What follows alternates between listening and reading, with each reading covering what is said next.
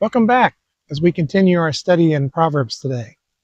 It's June the 6th, and our passage today is chapters 10 through 12.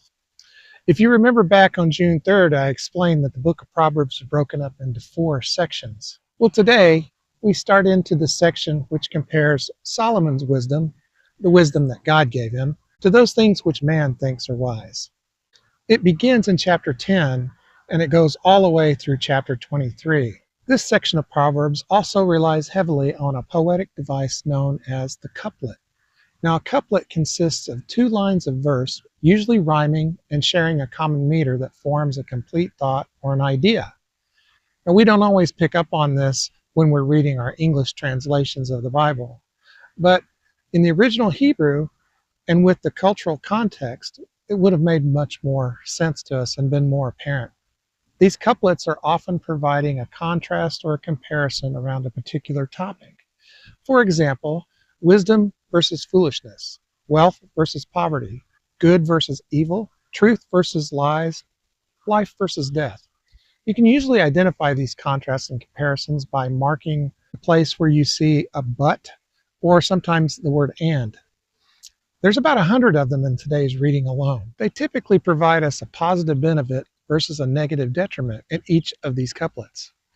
But for now, I'm going to turn this over to Jessie and let her share some of her insights with today's reading. I'm so glad that you've tuned in to today's set sail. We're going to talk about Proverbs 10, 11, and 12. I thought it'd be fun to do it outside, and I found this really cute little creek. So we're going to do our notes outside, and I'm going to let you look at the creek while I talk to you. Okay, so chapter 10 marks the beginning of the Proverbs of Solomon. From today's reading, I noticed a few themes. All 3 of these themes are present in all of today's chapters. So your homework for today is to comment another example of these themes and from what chapter you found it. Bonus points if you share why you chose that verse. So in chapter 10, the theme I picked was relationships. There are several verses mentioning parents and children, or men and women, or spouses, but I think that this is a good one for all of them. This is verse 12 from chapter 10. Hatred stirs up strife, but love covers all offenses. In chapter 11, the theme I picked was having wise counselors in your life that speak into you and actually listening to them. Verse 14 says, where there is no guidance, a people falls, but in an abundance of counselors there is safety. And for my last thought on chapter 12, the words that we say matter.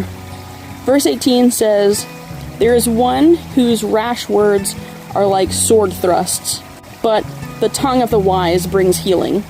And I just thought that was really impactful, like the words that we say really can speak life into someone or be really destructive. And the bonus was also from chapter 12. It was verse 1.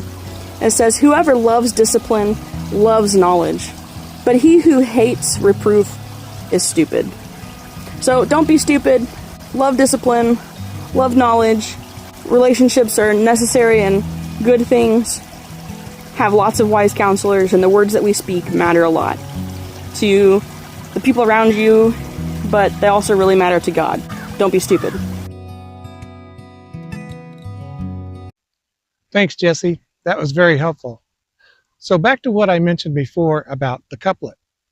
These concise parallel structures help us to memorize the truth principles that will have a lasting impact on those who study them. Here's just one way you might be able to find useful in getting these proverbs not only to make sense to you, but to sink deeper into your heart and into your mind. Take a sheet of paper and put one of the contrasting topics across the top of your page, such as wisdom versus foolishness. Divide the paper in half so that you have a vertical line down the center.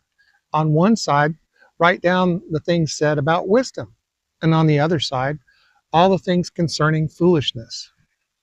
Do that for each topic that you discover in these passages, and you'll be amazed at what you learn, and hopefully will acquire some of the same wisdom that God imparted to Solomon. After all, isn't that why we're reading the Bible? To know God and to learn from His Word? Well, give it a try. Let me know if this was helpful or not. Tomorrow we'll be looking at another study tool that you may find helpful as well.